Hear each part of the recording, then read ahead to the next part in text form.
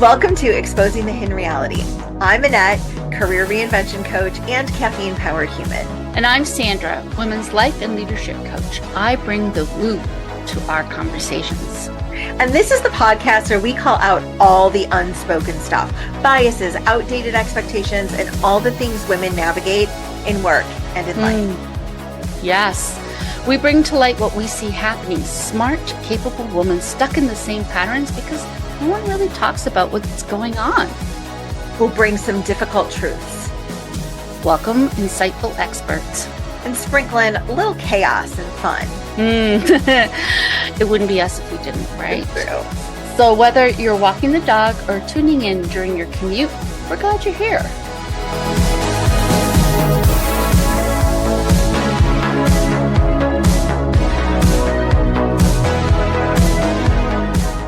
Let's do this. Let's do this. You want to do the let's do this together? Like 3, 2, 1, let's do this. All right, 3, 2, 1. Let's do this. Oh my gosh, we tried to say that together so many times. I can't even tell you the amount of times we tried. So we just left it in. We're so excited to have our very special guest join us today. And if you could go ahead and introduce yourself, tell us a little bit about what you do, and then we'll get started. Perfect. Thank you for having me. My name is Mirjana Arlaud. I'm the founder and CEO of Future by Design. We are a creative agency that specializes solely in sustainable development and innovation, and we provide creative solutions to various organizations and brands across the world and help them communicate better their messages. I'm originally from Serbia, but I lived abroad for a very, very long time, from Italy to Denmark to Turkey, and now I'm based in Paris. So thank you so much for having me with you today. Oh my gosh, I love that. So how did you go from, I'm assuming, a traditional, like kind of 9 to 5 kind of job, to this global agency owner and having this big presence across the world? I grew up in an entrepreneurial family. So my parents, that was just the spirit I grew up with. And my parents' companies were always a part of the family. So it was always just very exciting. I was working as a child, I was always on the sideline somewhere. And I was traveling with them around the world when they were actually attending some fairs. So as a child, it's just something you're exposed to. So I think that was always kind of the behavior that I was looking at, something that was drawn to. And after finishing finance and banking, I decided to do double masters actually in Italy and Denmark. And so after that experience, I started, as you said, kind of 9 to 5 job. I worked for United Nations in Copenhagen, and that led me to actually get promoted in the UN. And then I moved to Istanbul.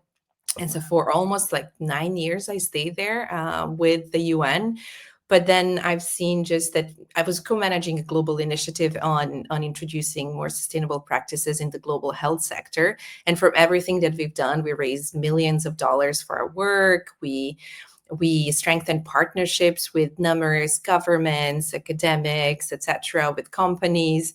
I really traveled everywhere. I always loved the best showing impact on the ground and how we really changed the realities for so many people, and why funding these programs and initiatives were very important in the first place. And that was kind of falling short, at least in my opinion. And I thought, well, this could be done maybe with a bit more heart, with a different angle.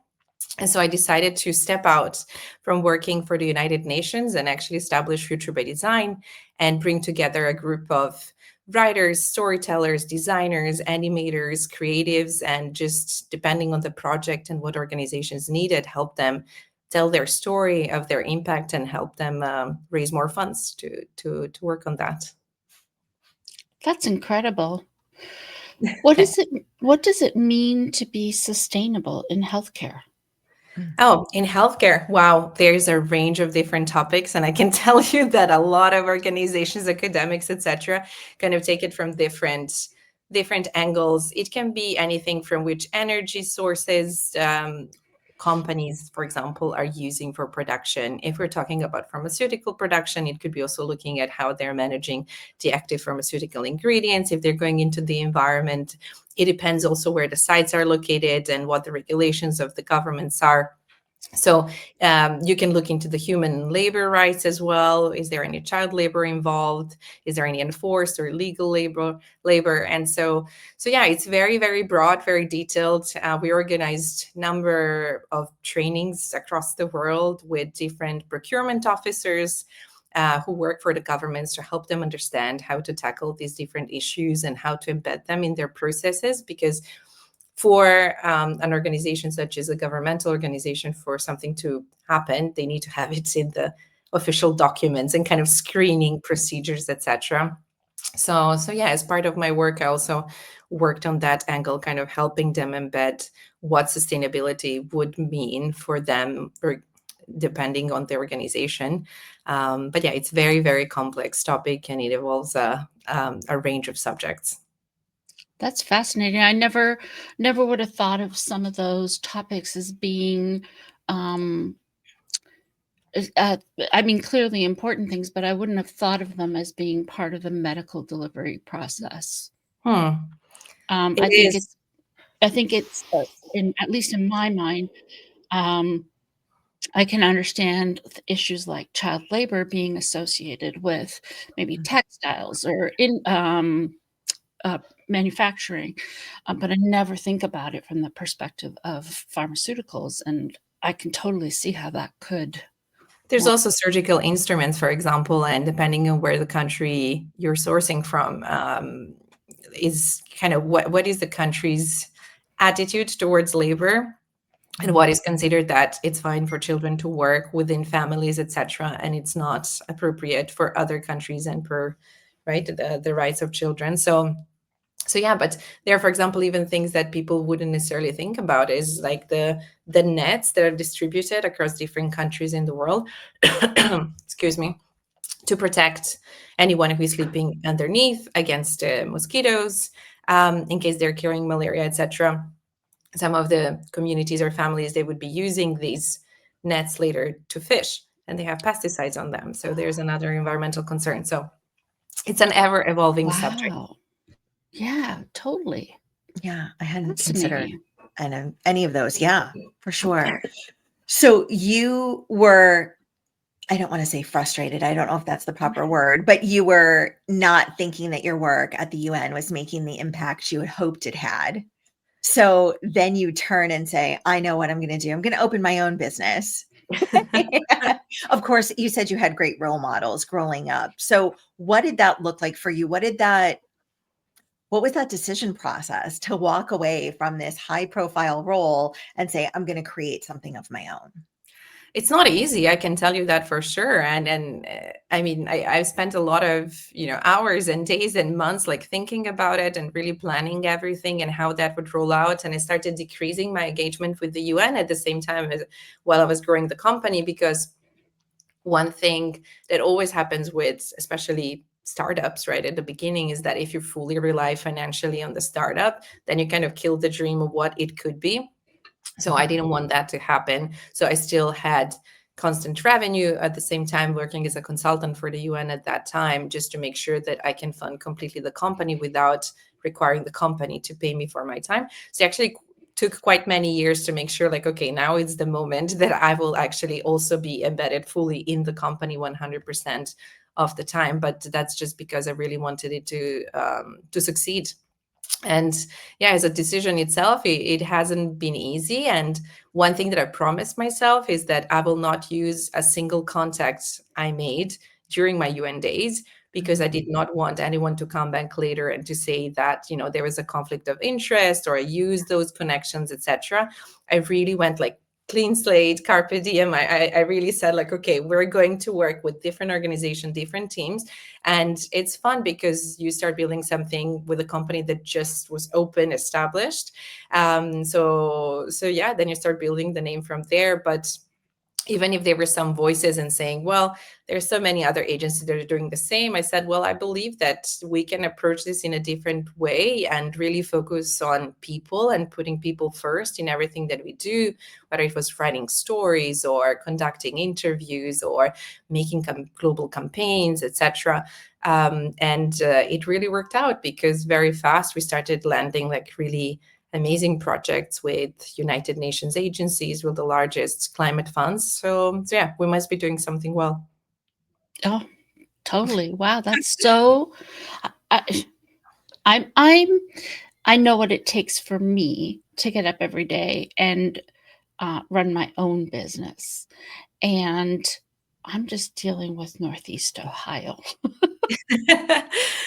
No languages. I mean, there are a few language differences, but culturally, and just even the way you greet people and how you, um, it's just the expectations Mm. of social communication across countries and ethnicities and cultures. It's incredible. Mhm. And much less trying to run a business through all of that. Right.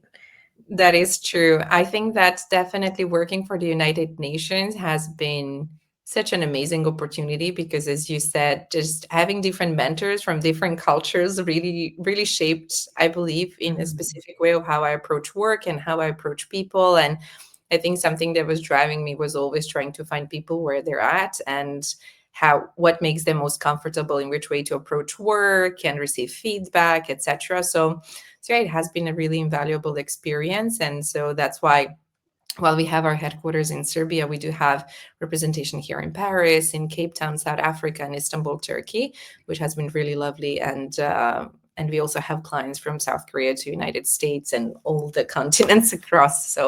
So yeah, quite a global coverage. Phenomenal. And how do you think being a woman either gives you an advantage, or how do you experience bias in your role? I'm very, very deeply motivated and always stood for women empowerment and women rights. And that was one of the core values I had when I established Future by Design, that we will always try to advance women empowerment through our work, whether within the agency. And I believe that we're like 85-90% women at Future by Design. And we always try to, again, really meet them where they're at. And if they're on a maternity leave or they're right now with their child who just started nursery, give them a bit of extra space and flexibility in how they approach their work, just because that's what they need right now. Being a woman, it hasn't, yeah, I mean, again, it hasn't been easy, I would say, but I always stood my ground and I always believed in my worth. And I know it's not enough just to say it. I know that many women would believe, but simply the context and the environment would not allow them, right, to fulfill their opportunities. But as you see, that United Nations always said, even in 2025, it depends where you're born and if whether you can survive or thrive. So I think, at least from that side, I consider myself lucky to have been able to have access to really high quality education, and I have had really support from my family. And later in life, my partner has been always very supportive, both in bringing up our family, and we have two lovely boys who are under age of 5. Wow. So building a company also while having small children hasn't been an easy feat. And I've seen a lot of also young women who worked for United Nations, and you experience a lot of bias, but you try to, again, just say, I'm here professionally to do my work. Either you're going to work with me, or or this is not going to work and I'm going to find another way. But yes, I mean, I recall I even had situations where I was promoted. I came back to the office where I used to work for the UN, and a senior official was like waiting to have like a meeting, and the first thing that he did was to comment on my appearance in order to establish that he had a higher ground, etc., which of course you just completely ignore and do your work. So you always have this type of things, I guess. In the UN, I would say really not that much from what I hear in the private sector. But again, through our work at Future by Design, we really said we wanted to create space where women will feel fulfilled with their work and how they want to advance in their careers. And I think we'll be doing that very well. And also in the projects in which we are providing our creative services, I believe that we always give them the kind of the center, piece and amplify their voices, which has been lovely. And just one of the latest things that we've done is launch a podcast also at Future by Design, which is called Creative Women Leading Change. And if you would believe, only 1% of C-level executives in the creative industry are women. So 90% are men.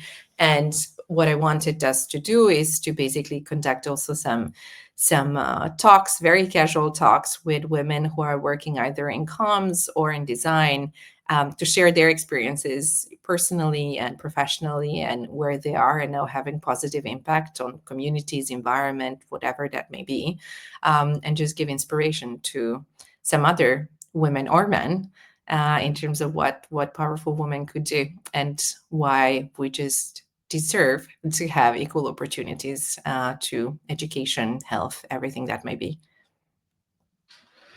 So many things I'm thinking of as you say that. Yes. And I want to give Annette a chance to jump in here too. One of the things that I remember investigating a few years ago was that in the S&P 500, so the 500 most largest or whatever, the S&P 500. Yeah. 10% of CEOs are women. So that sounds like such a big number, but when you really think about it, that's 50 women. 50.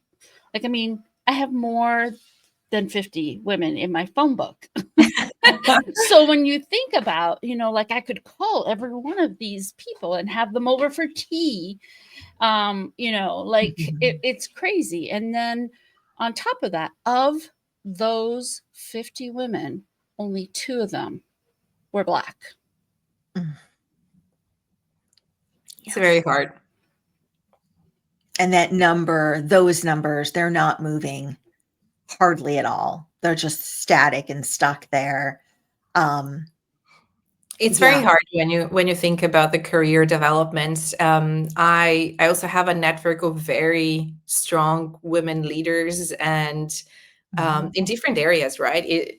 I even have a friend here in Paris who is a baker, and she decided a year ago to promote more of her work or just share more work and her love for Paris and how she makes cakes, bakes, etc. And she gained 1 million followers within a year just because people resonated with that. So it's really fun to see what we can do. But at the same time, one of my best friends here, she's American, she's a lawyer, and it hasn't been easy. She did not have a single day of maternity leave, but because she's a top #1 lawyer for her company, she travels all over the world. She is impressive, really. But it is very, very hard if you want to include motherhood in the puzzle of your life and also strive to have a really high position and focus on your career development. It's really, really not easy. It requires a lot of support. Yes, it requires a lot of support that doesn't come naturally. It's support that you have to secure on your own, right? Your company, at least here in the United States, is not going to support you. There's no paid time that is standard across all of our states or provinces. So women have to seek that support outside, and often for, I want to say, the everyday woman, right? Not the CEO, not the super powerful attorney. It costs just as much to have that support as it does to be employed. And yes, that's really where that heavy burden and that decision point to walk away sometimes comes in. And then I'm seeing lots of career women say, I'm going to walk away. I'm going to focus on my family. I'm going to focus on me. And then I'm going to find, in the pockets of time I have, the ability to create something, or to freelance, or to gig economy it and do something that interests me. Are you seeing that at all across the globe? I think it really depends on the countries and on the continents. But again, it's really not easy. In Serbia, for example, we have 1 year paid leave when women go on maternity leave. But for example, still myself as the owner of the company, I did not have that. I started having client calls when my second baby was 3 weeks old. And I often worked at really crazy hours. I'm not really sure if it was 3 a.m. or 5 a.m. or during the day. And so I just said to the team, look, I will be sending you my messages and feedbacks at very random hours. It does not mean that you need to look at it, but it just means that that was a moment where I could actually devote myself to respond and to be involved. But it has been like really, really intense if you don't have that. And yeah, I do fully understand that having support, if it's not provided by the government, that it's very hard. And if it's privately hired, it's very expensive. And it is true that for a lot of women, then they need to basically decide either or. And of course, everyone has a choice. It's beautiful if someone just find themselves more fulfilled as a mother, that's great. But if it comes to finances and you don't have other choice, then you feel where instead of paying someone else, I would rather be with my child because I'll take care of him or her in a better way than someone I would pay. So again, it's not easy being a woman.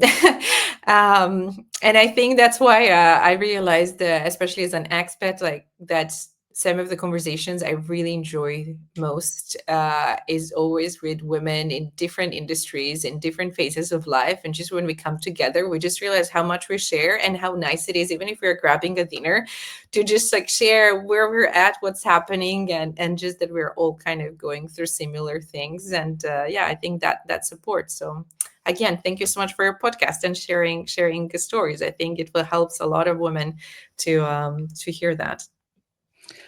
And I think the important thing to remember in all of this, and I feel like sometimes it gets lost, it's easy to say, oh, well, that's a choice, you should be making it, blah, blah, blah. But the reality is, the further away a woman gets from a career, a job, the harder it becomes for her to maintain economic independence. And that might, some people might say, well, she has a partner, she has a spouse, whatever.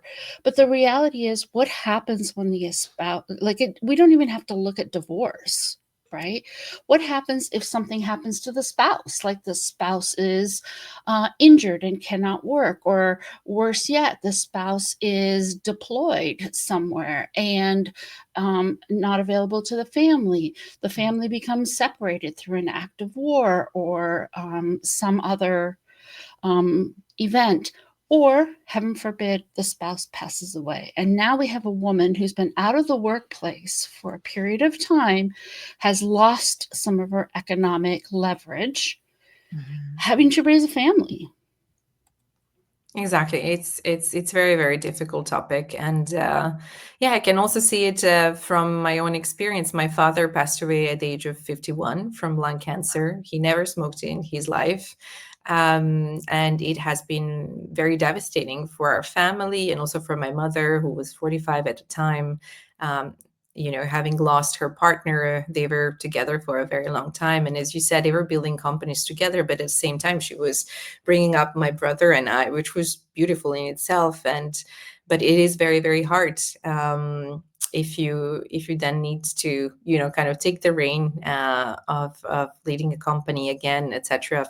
After some time, it can be intimidating. And that's why, again, I'm saying at Future by Design, what we try to do on a very, very small scale, at least internally, is to make sure that if someone delivered a baby, is having maternity leave, or just coming back, to really try to have this flexible approach and to see how we work in advance. There are even like vacation days, so they can use them, just because I understand also personally that it's always better to especially have amazing employees who just are exceptional and want to stay and want to work, instead of just saying it doesn't work, you're not here 9 to 5, we have our separate ways, and then we just finish there. So there's definitely a lot of understanding needed. But I think that as women, we have definitely certain empathy in our leadership that maybe is not seen in some other places. And I think that that brings also a lot of value in the workplace.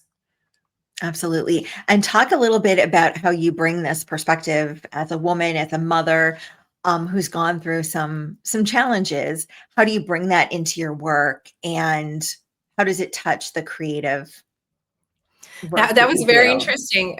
Recently, this year for the International Women's Day, I was contacted by a platform called Creative Boom. They're really fantastic for everyone who wants to follow everything latest on trends in terms of the creative industry. And they asked me, did motherhood shape or change my creativity? And that was very interesting because I did not really think about that at that time. And so I sat down and really thought about it and realized that yes, being a mother definitely means that once you finish work, or at least I make a pause before I go back to checking everything in the evening. You play with Legos, you play with Play-Doh, you read books, you're singing, you're playing with dinosaurs. You are being a dinosaur, and they're on your back, and you're going through your house. So it definitely, especially answering their questions, it's really like gives you a new perspective on life, which I think it's really, really fantastic. And I really try in my work. Sometimes I write articles for LinkedIn and participate in some podcasts, etc. I try not to bring in too much of the motherhood perspective, so it does not look for women who simply do not want to be mothers or cannot be mothers, that I'm just saying like this is how it should look like and this is a fulfilled life. No, for me it's a very fulfilled life in my own right context. But it does shape a lot of my thinking and view on reality, and I'm sure that it just made me have even more empathy to focus on the topics I already deeply cared about. But especially bringing to this world two little human beings and taking care of them. And especially the first son, he was born really, really tiny, premature. So I think that's, again, extra gives you a boost in terms of kind of this caring mother's role. Yeah, I love that perspective on it. And how do you get that? I mean, I think it would be hard to step away from it. You said you try not to like put it as the first thing that you do, but wouldn't it be more, I'm thinking it's more empathetic, more of a compassionate approach. And I think that could benefit all of us in these times where people are very confrontational and there's lots of uncertainty and confusion in the world. Having somebody with a more empathetic or compassionate approach would be It's just so probably nice. exactly what we need. Yes, it is nice. Exactly. And I mean, you can really see it like in small details, right? In our office, like I was not able to go there during my second pregnancy. Then we reallocated from one country to another, etc. I was doing my residence permits, all the administrative stuff. So I had a period of time I could not go and like actively, physically be with the team in Serbia. And so when I went there, I was like, okay, we need some flowers here. We need some candles here. We could put a rug here because it will look more homey. All of these small things, I think it really makes a difference. And it was fun because some of our male colleagues, they were saying, do you think we really need a rug? And then once we put it in, they say, okay, we take it back. It's actually really nice when we take our coffee. It's just like, it's top floor. We have beautiful sunshine. Even if it's raining, it's nice. And you just, I think I don't know if it's everyone, I don't know if it's every woman, but it just makes me feel comfortable to be in a workplace also that does not look like a home, but it has this feel to it that you just feel comfortable being in it. We spend so many hours working.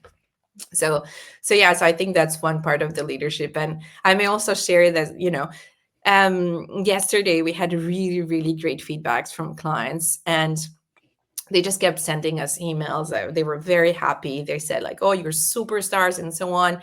And I said to the team, okay, like this is a moment you need to celebrate. And so I actually went in my application here in Paris, but that was actually delivering things in Serbia. So I just sent them some cakes. And so they were surprised. Someone knocked on their door and cakes arrived. I was like, you know what, for this positive feedback, you need to celebrate with your coffee, take some cakes. So yeah, I think small things like this really make a difference in the end of the day. Yeah. They make a huge difference. Yeah. That attention to detail, that extra touch. Yeah. Yeah. And I think that's what sets people apart in business too, right? Having that special touch or remembering that detail that somebody shared can be so empowering and really make you feel like, oh, they heard me. They Yes, understand what I need. They're on my side. Yeah. exactly. But every Yeah. time we start a call with some partners or clients, I really spend at least 5 minutes just, chatting with them, where they are, what's the weather, what's happening, how's their family, and so on. But honestly, just because I really like to talk to them, and it's really not like I'm trying to have the small talk going, etc. I generally really care, and I think that they all know that, and we have like many years now relationships with everyone that we work with. We keep on working with, and I think they know that. And I think also one of the things that what we've done at Future by Design, like every time a client would come and they would say, I don't know, you work on design, but we have this event space and we need 3D modeling, we need interior design, and we need an architect to do this. Can you do this for us? Can you also, print something for us and ship it? Like we need it in Egypt, or we need this in Brazil, and so on. We always say, of course, just don't worry about it. We'll do it all. And I think that's what really makes me happy is having this global network of partners in so many different fields, and just making sure that whoever we're working with is very comfortable, because they know that we're kind of a connector and we'll just take care of it and they don't have to worry about it, and it's going to be very high quality. So that was fun as well on the side of Future by Design, establishing these partnerships. And recently, even from our senior comms lead, I heard, you're really not a typical company. The way you're hiring people, the way you're finding like talent and so on, it's not the usual traditional style. And I said, like, I know, but sometimes we just see what we love and we just reach out and we say, well, we really love this. We can jump on a call if we ever have a possibility to work together. Let's do it. And yeah, just right now we're working with an amazing Brazilian artist who is going to work with us on a large project launching in November. So I can share more soon with you.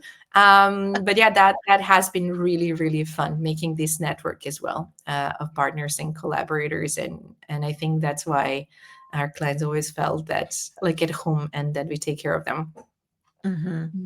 Is it fair to say that being an entrepreneur, starting your own business, starting your own agency has allowed you to see where there were like false barriers set up before? And now you're like, oh my gosh, I just love that person. I'm going to reach out because I can. And, but, before in a more traditional career, we would have been like, oh, we need a job posting first. We can't just reach out. And now those barriers, those obstacles, I mean, are the not there. world is your oyster, Honestly. Yeah, exactly. I mean, I really, really love that. Like one day, a few years ago, partners said, oh, we're not on Slack anymore because they raised their prices. It costs this much. We went to Discord. It's free of charge. It's exactly the same thing. And I was like, well, why not? And within the same day, I moved everyone to Discord, and, like our entire team and our partners, everyone is there.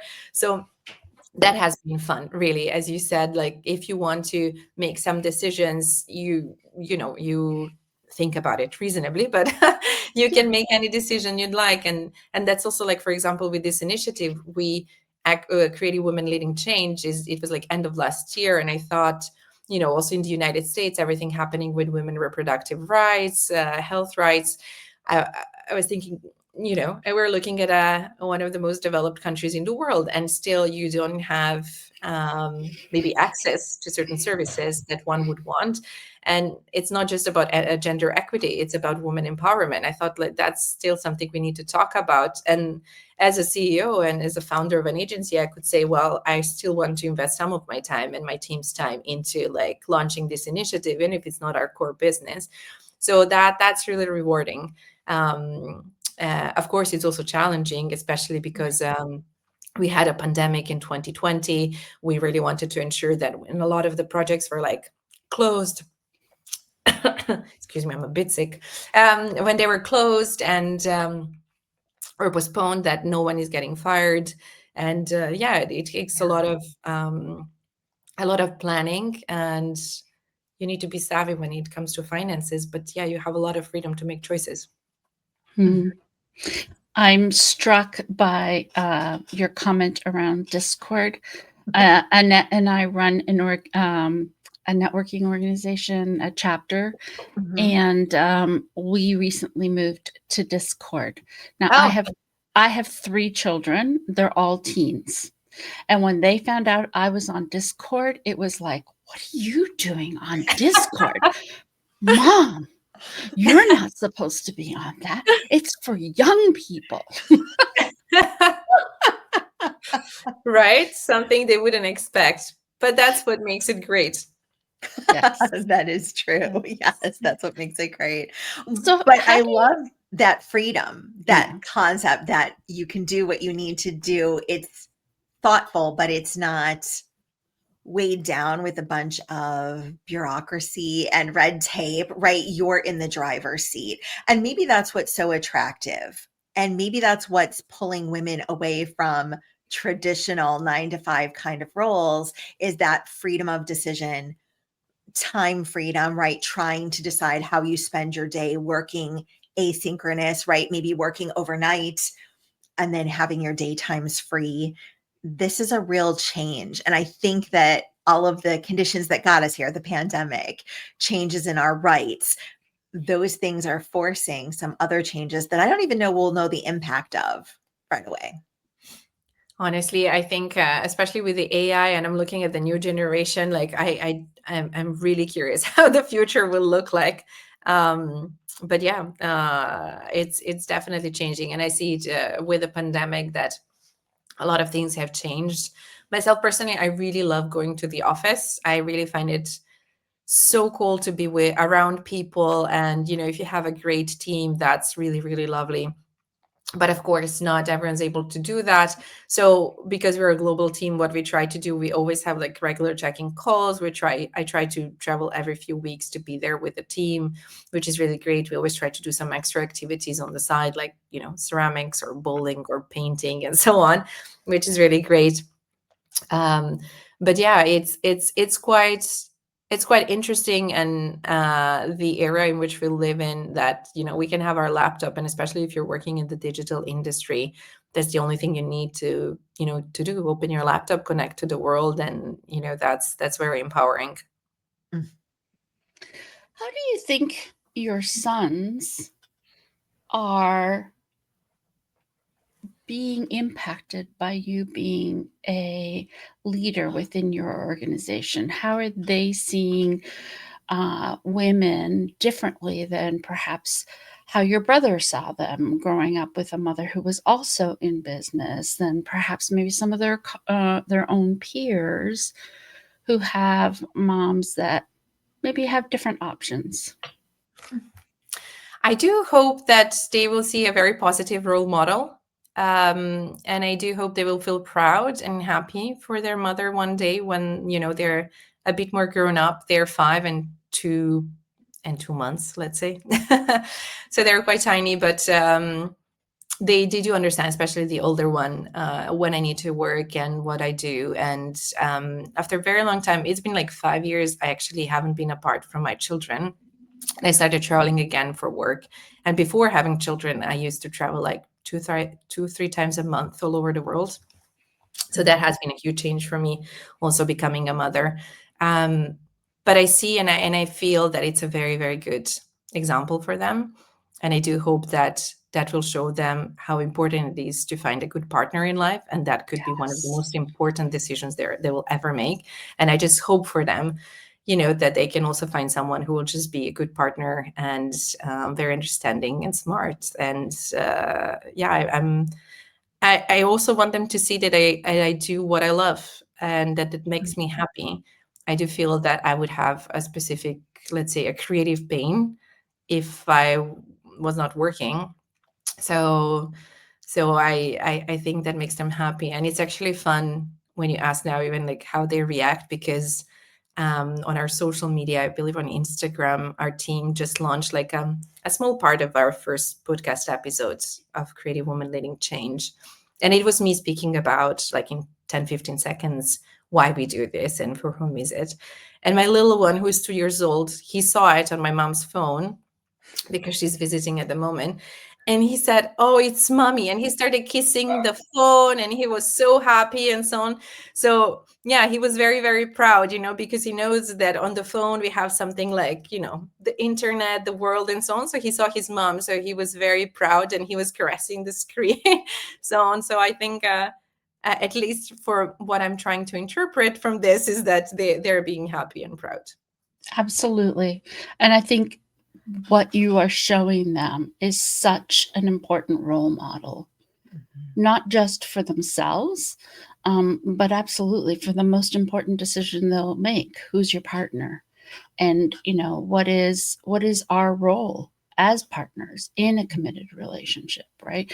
Not just for women, but for men too, right?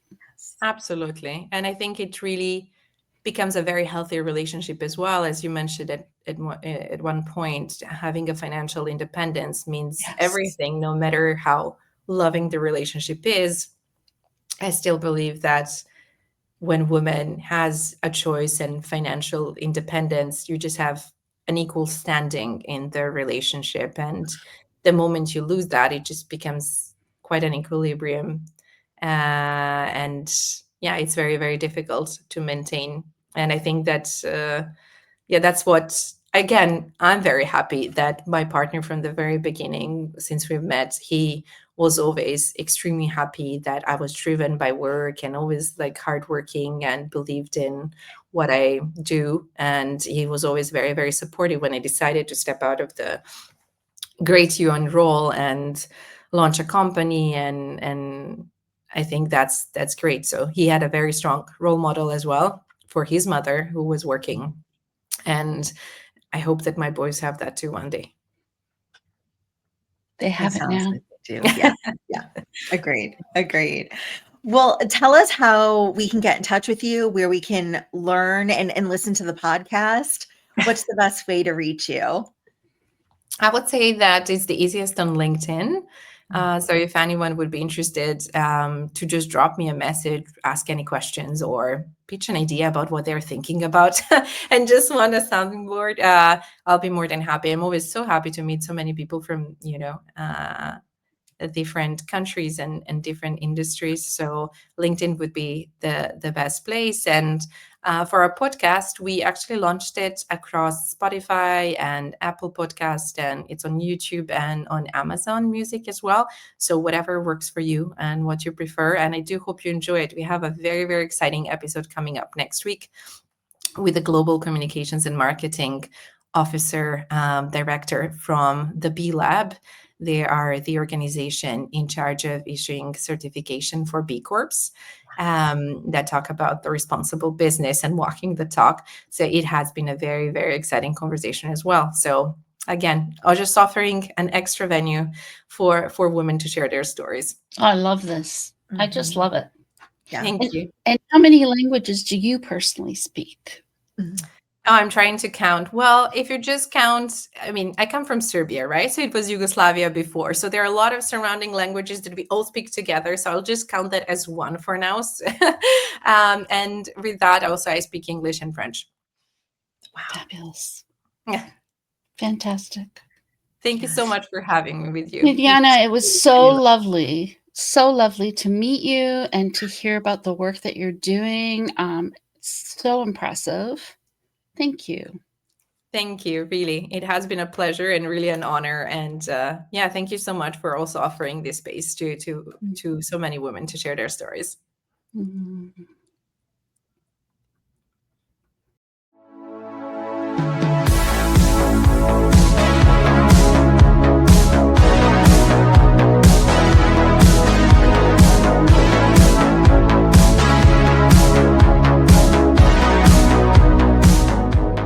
That's a wrap on this episode of Exposing the Hidden Reality. If something hit home or made you snort laugh, tell us. Seriously, we love hearing from you. Message us, tag us, or send us coffee. We love And coffee, hey, leave a review. It helps more women find us and boosts our egos. which are like fragile, like suspiciously fragile. True. All right, until next time, keep questioning, keep growing, and if all else fails, Blame the dog. see See you next time. Wait, did we stop recording? No, we're still here. You have to push the red button. Red button. Cool. Just eternal podcast. Bye. Bye.